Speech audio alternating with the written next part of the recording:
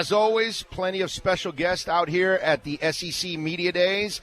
And now we're going to be joined by the best quarterback in the SEC. That's Chad Kelly, by the way. And Chad Kelly and all our guests appearing here on Miami Sports Radio 560 WQAM appear on the Toyota of Hollywood hotline, where you can get their lowest price today at toyotaofhollywood.com. Chad, first of all, how you doing, my friend? You're looking sharp, man. Not only are you playing sharp on the field, but you're looking sharp. Yes, sir. My friend got me looking good. Yes, sir. All right. Who dressed you? Who gave you the tips? A woman named Brooke. Okay, yeah. A woman named Brooke. I don't know what it is, but every time some guy looks sharp, they always credit some woman back there somewhere, right? Oh, yeah. She's a girlfriend, doing it right. A wife, mom, somebody's giving you some guidance in the tips. So how you feeling coming out this year for your team in Ole Miss? I feel good.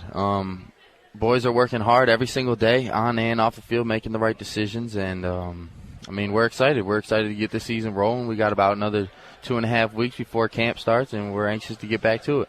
Chad is the nephew of Jim Kelly. Of course, we are greatly familiar with Jim Kelly. We're the well, everybody is, but we're the of course, the University of Miami.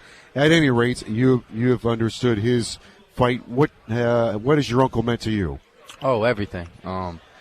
He's shown he's just the ultimate fighter. I mean, he's went through so much, from losing a son to going through cancer and losing his mom. I mean, he's been through it all, and to see a guy who's still happy and still pushing through it and just an upbeat, positive guy. I mean, what more can you ask for, having an uncle that wants to share all his knowledge that he's went through and everything that he's been through? I mean, you can't ask for any more than that. You know, Chad, I talk all the time on my show how blessed I am to do what I do every single day. I've never complained about having my job. And you watched last night the ESPYs.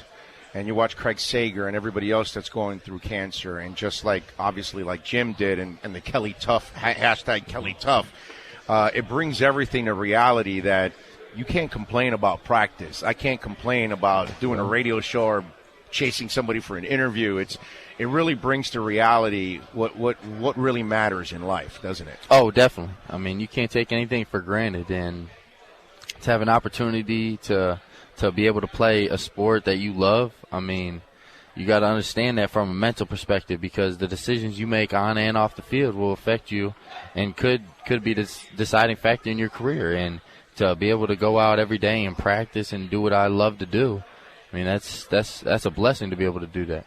Less than 5% of the people probably go to work or go do something that they actually love. And Joe and I have actually been blessed for well over 25 years to actually do something that we actually love. Exactly. Your left tackle is now our left tackle with the Miami Dolphins. They got a very good player. Very good player. How good? I sleep very good at night when he was there. So that means you're losing sleep a little bit now that Laramie Tunsil's gone? Not at all. Not at all. We got some good players coming up. Alex Givens and Laramie Tunsil, or not Laramie, and Greg Little will definitely be able to fill his shoes, but he's a great player. He'll make you a good pro? Very good pro. I hate that the Titans passed up that number 1 overall pick, because me being a quarterback, and I know they have a young quarterback, Mariota. Tell you what, man, it would have made a big difference with him at left tackle, because he's not only the ultimate player, but the person he is on and off the field, it doesn't change, and he's just a down-to-earth guy who's always willing to work. You know, I get to go to the Combine every year, and when I was at the Combine, one scout after another, all they did was brag about what a freak Laramie Tunsil is. He's not just a great football player, he is a freakish athlete for his size. Yeah. Give me an example of something you saw freakish. I'm sure you saw it many times, but give me the one that stands out the most from Laramie Tunsil in his career while you're there. I mean, definitely the last play of the first half in the Sugar Bowl. I mean, when we had the play called and how his left tackle eligible, and he came around, caught it, and did the high step in. I mean, we had practiced that a lot, but, I mean, sometimes I'd make a bad pass, he'd one-hand it, and then I've seen him get out a couple times on some screens to the left, and he's running down the field 40 yards, sprinting. I mean, that's kind of the type of guy he is. He likes to show off his speed and athletic ability. Oh, wow. So Adam Gase is going to have an extra tight end there, Joe. Sure. Ole Miss is known for its creativity on offense. Does that come from Coach Freeze, Coach Warner, or a combination of both? Coach Freeze. Yeah. Coach Freeze. Coach Warner just likes to stick to the game plan. I mean, as you know, being down in Miami, he was a great coach down there, and he's the OG. He's the guy that you look to, and you don't talk back to him. He's the man. He knows exactly what's going on and how it's supposed to go. What's your goals this year? What do you want to achieve for yourself personally? Obviously, team wise, you want to win the SEC. Yeah. You want to win a national title. That's the obvious. Yeah. But for you personally, what's the goal you're setting for yourself? My goal is to turn the ball over 0 times and to complete more than 72% of my footballs. 72%. Yes, sir. You should complete between 68 and 72. So I'm going higher than 72.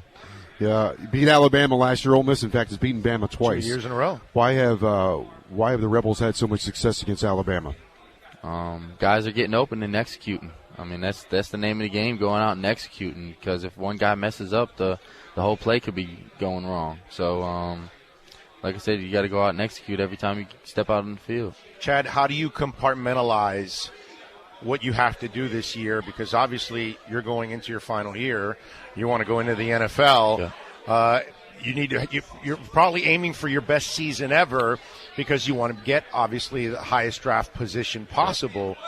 How do you compartmentalize all that stuff that you want to have the team success, but you in the back of your mind, you're worried about your individual accomplishments and how much that will carry you at the next level? I just want to win football games. That's the name of the game. You got to go out and win. And what more can you ask for a quarterback that leads a winning team? That's the name of the game. So, Chad, you started in the ACC with Clemson at Ole Miss. Can you compare the two conferences?